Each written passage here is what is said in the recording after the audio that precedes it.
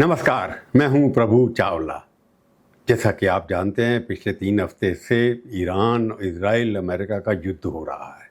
युद्ध थमने का नाम ही नहीं लेता और प्राइसेस बढ़ते जा रहे हैं, गैस की कमी होती चली जा रही है, परंतु युद्ध रुक क्यों नहीं रहा। अब थोड़े हमले कम हो रहे हैं, दिखाई देता है कभी कभी गैस पाइपलाइन उड़ा जाती है, कभी कि नहर बंद कर दी जाती है, जिससे प्रॉब्लम हो जाती है।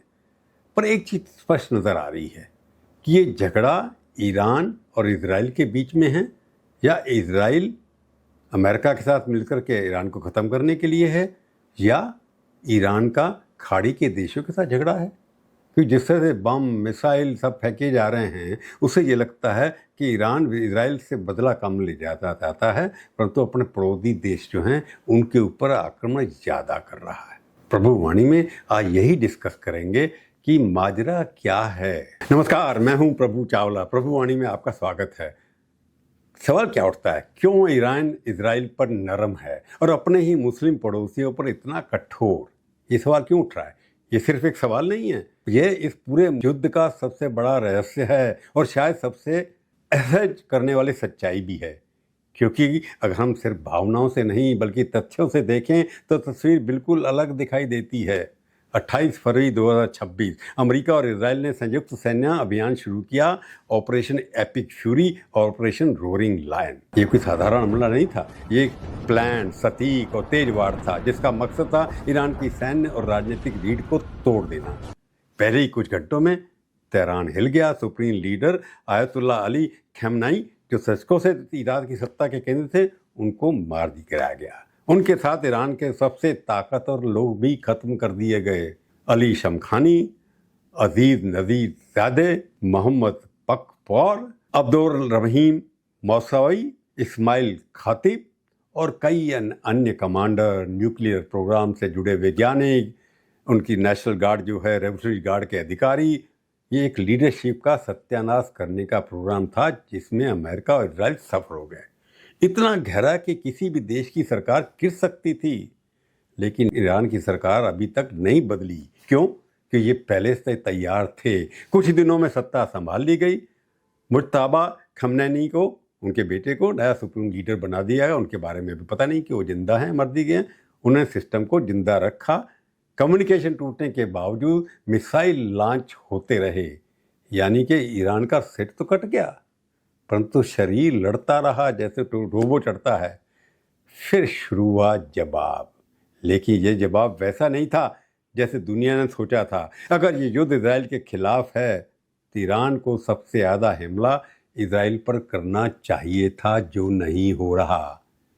क्योंकि आंकड़े कुछ और कहते हैं।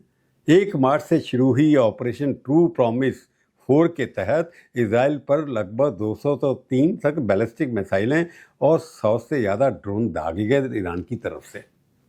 लेकिन इजराइल की एयर डिफेंस, आयरन डोम, एरो और अमेरिकन सिस्टम ने इन सबको विफल कर लिया। कुछ नुकसान वहाँ पर हुआ।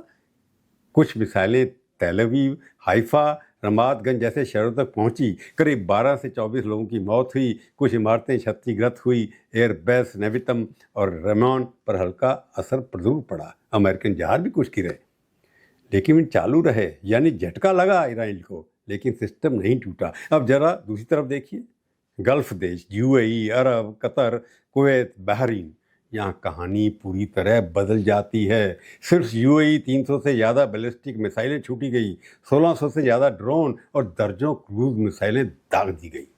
कुवैत 100 से 20 ज़्यादा मिसाइलें डाली। कतर 100 से ज़्यादा। बहरीन लगातार हमले।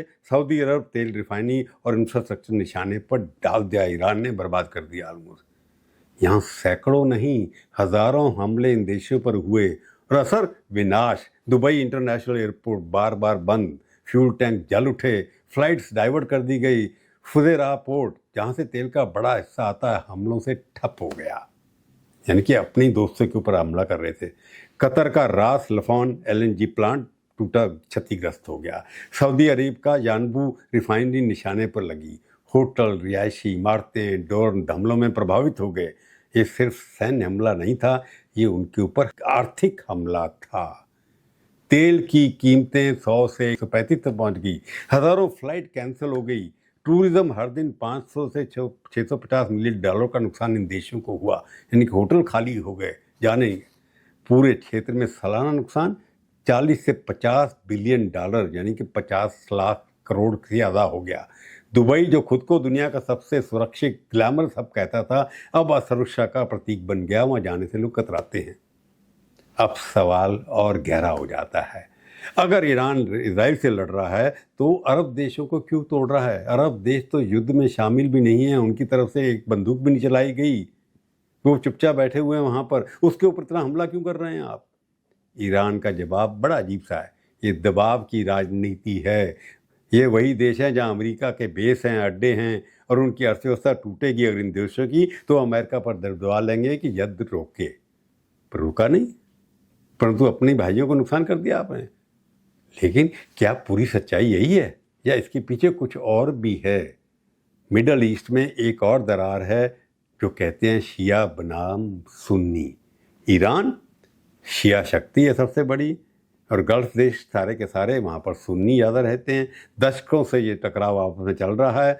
इराक, सीरिया, यमन, हर जगह इस तरह से जहाँ पर शिया लोग जाते हैं उनका इनके प्रति वैमनस्य रहा है, दुश्मनी रही है। तो क्या ये संभव है कि ईरान का इस युद्ध का इस्तेमाल कर रहा है? अपने पुराने रीजनल जो कंपिटिटर्स हैं उनको कमजोर करने की कोशिश कर रहा है?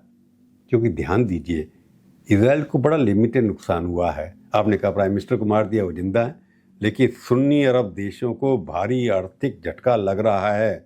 ये एक रणनीति नहीं है, ये चॉइस ईरान ने ली है कि इनको आर्थिक दृष्टि से हमने बर्बाद करना है ताकि अमेरिका के ऊपर डालें। और फिर भी सबसे चौंकानी बात अभी बाकी है, इन देशों ने अब तक जवाबी हमला नहीं किया। चुपचाप के बैठ के वो इतने हथियार हैं, कर सकते हैं, क्योंकि वे जानते हैं अगर उन्हें हमला किया तो ये युद्ध पूरी तरह से फैल जाएगा। तो चुप करके बैठ रहे हैं, बिना लड़ाई किए उनका नुकसान हो रहा है। उनको लगता है तेल का ढांचा उनका ख़त्म हो सकता है, उनकी अर्थव्यवस्था गिर सकती है, वो अमेरिका पर निर्भर है कई चीज़ों के लिए, उनकी जो मिलिट्री क्षमता है रक्षा के लिए है, आक्रमण के लिए नहीं बनाई गई है।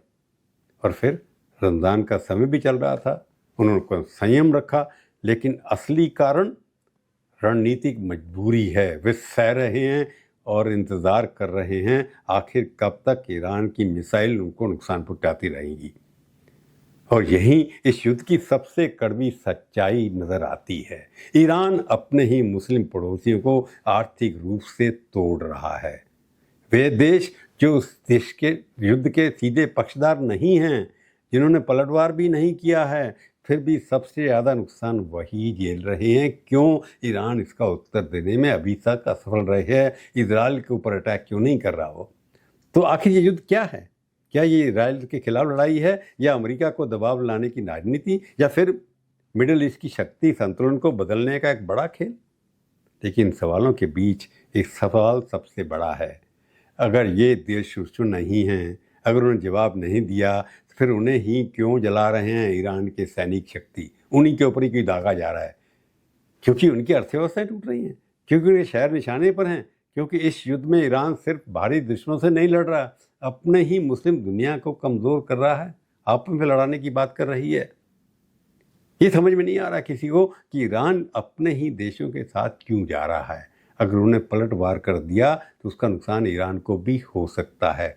तो मुस्लिम समुदाय में ये चर्चा का विषय है कि ईरान का असली दुश्मन कौन है।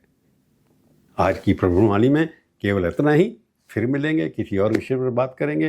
तब तक के लिए धन्यवाद। जाने से पहले मैं एक बार फिर कहता हूँ कि मेरे चैनल को देखिए, सब्सक्राइब करिए और टिप्पणी लिखिए, अच्छी या बुरी शेयर भी करिए। मैं बुरा नहीं मानूंगा और जवाब देने की कोशिश करूंगा। धन्यवाद, नमस्कार, जय हिंद।